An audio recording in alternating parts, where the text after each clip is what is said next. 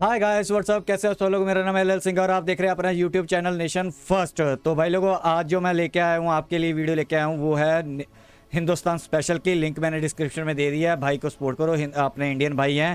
तो इन्होंने जो टाइटल दिया हुआ वो दिया हुआ 35,000 करोड़ की बचत, सुन पाकिस्तान के उड़े होश। तो पहले वीडियो देखते हैं, फिर वीडियो के एंड में करेंगे तबसरा। So let's start the video.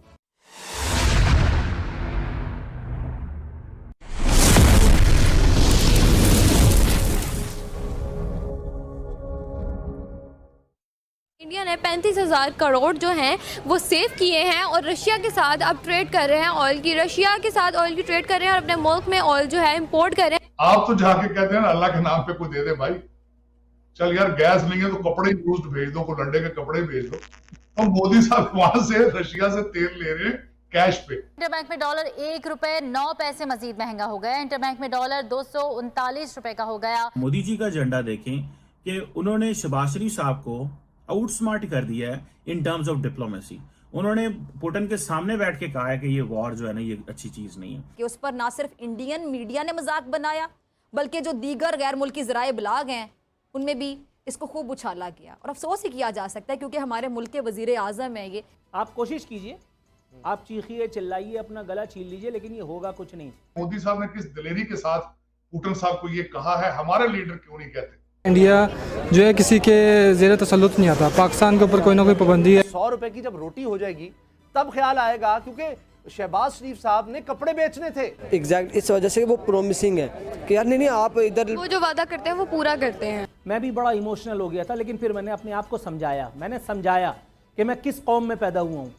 मैंने समझाया कि मैं ग्रीन पासपोर्ट होल्डर हूँ। देखें, सबसे बेहतर वज़ीर आज़म वही है जो अपने मुल्क के मफाद में जाता है और इंडिया इस टाइम बहुत क्लेवरली खेल रहा है। नमस्ते दोस्तों, जय हिंद। हिंदुस्तान स्पेशल में आपका स्वागत है दोस्तों।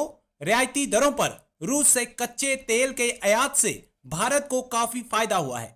डिस्काउंट रेट पर क्रूड ऑयल इंपोर्ट करने से भारत को 35,000 करोड़ रुपए का फायदा हुआ है।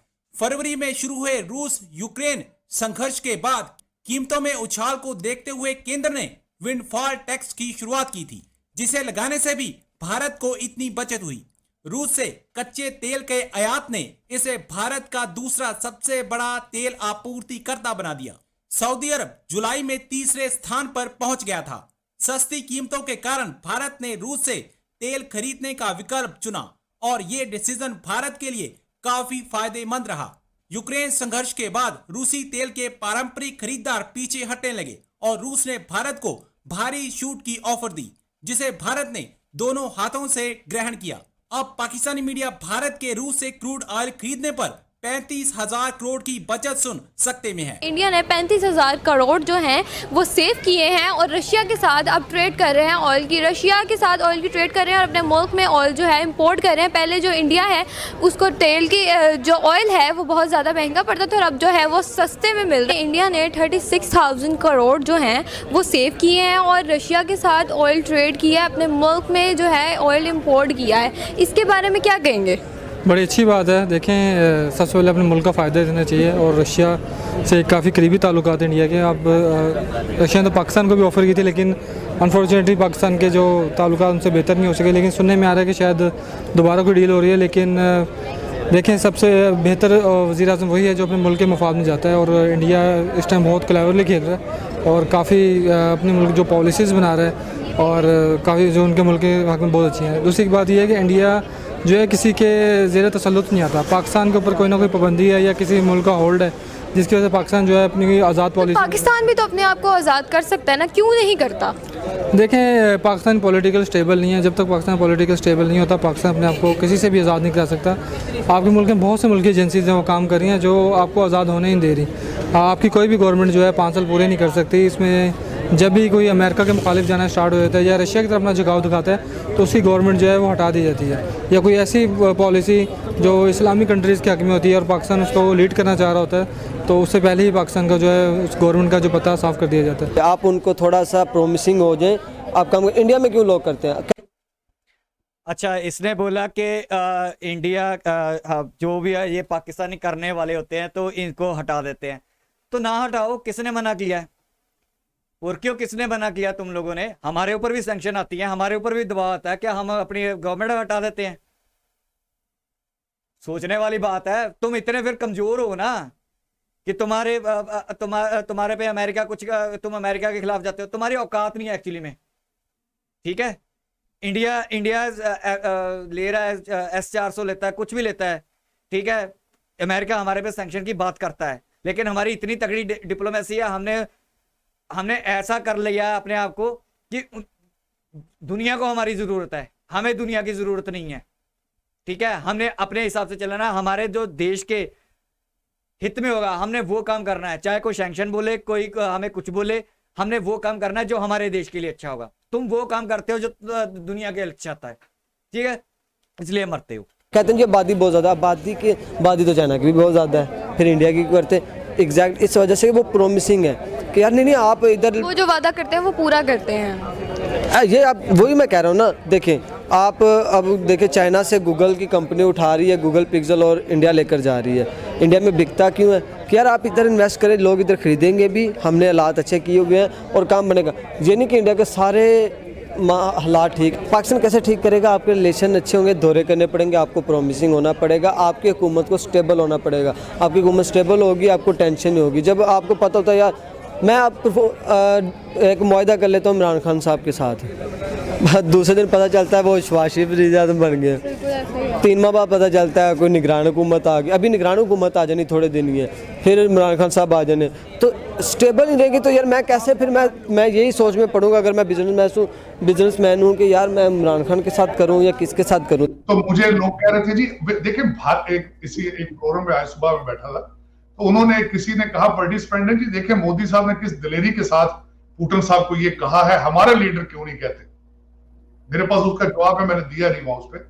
मोदी साहब रशिया से तेल लेते हैं कैश देकर, आप जाके उनसे जो चीज मांगते हैं खैरात में मांगते हैं, तो खैरात मांगने वाला तड़ियां नहीं लगा सकता, खैरात मांगने वाला आंखों में आंखें नहीं डाल सकता।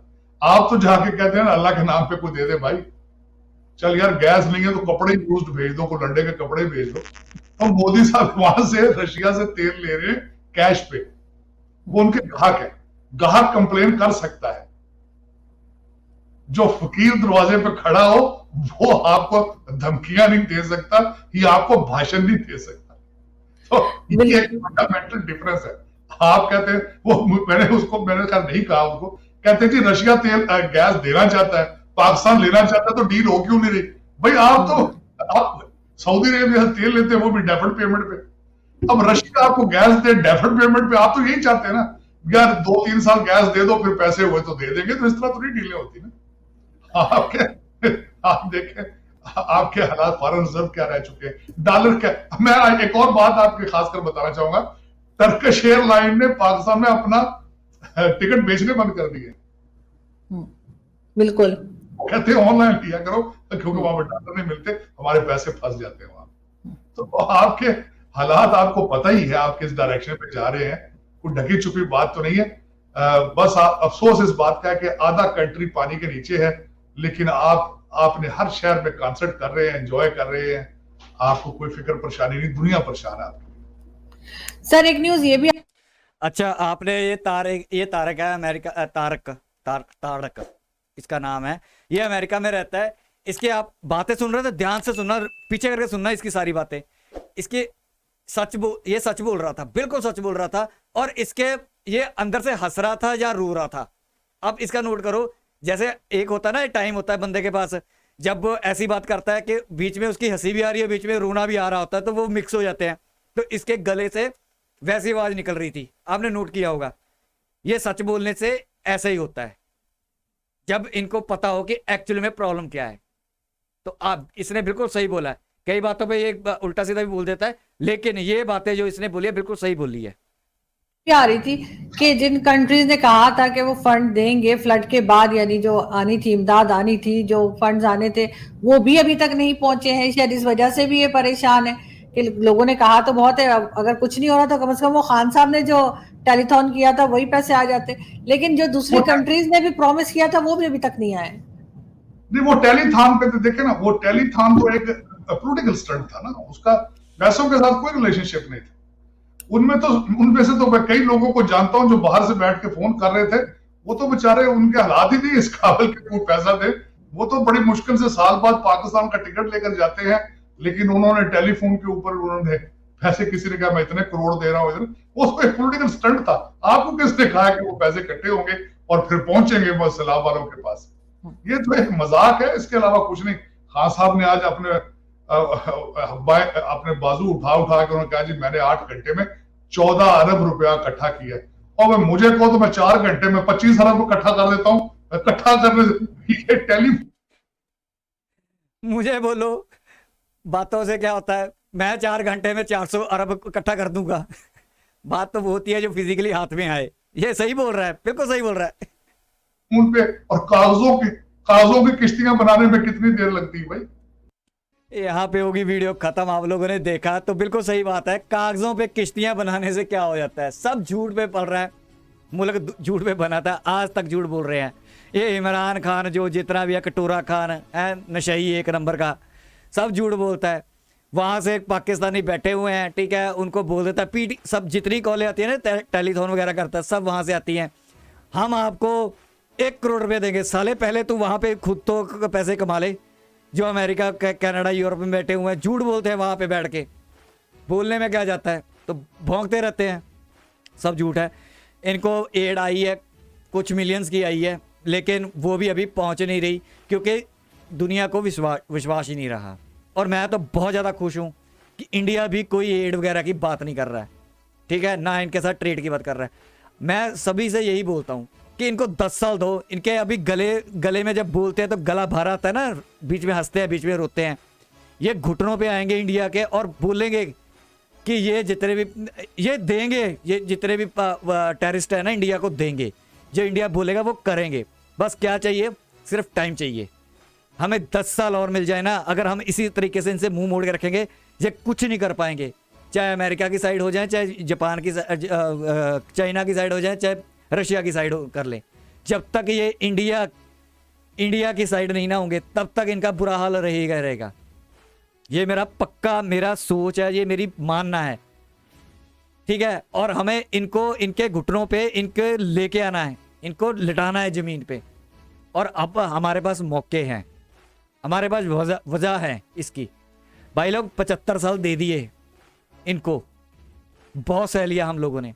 अब 10 साल मैं सिर्फ कह रहा हूं गवर्नमेंट को, और आप लोगों से इंडियन को बोल रहा हूं, 10 साल चाहिए बस। 10 साल ऐसे ही रखो इनके साथ अपना बिहेव। अब देखते जाओ 10 साल के बाद ये ना चीखे मारते हुए, ना रोते हुए कदमों पे आके गिरेंगे, और दोबारा ये करेंगे नहीं जिंदगी में भी कभी भी। और ये खुद कहेंगे कि जीबी और पीए के वापस ले लो, खुद कहेंगे कि ले लो भाई। और इंडिया मांगेगा कि जीबी पीए के दे दो, माफ कर देंगे, सब कुछ छोड़ देंगे।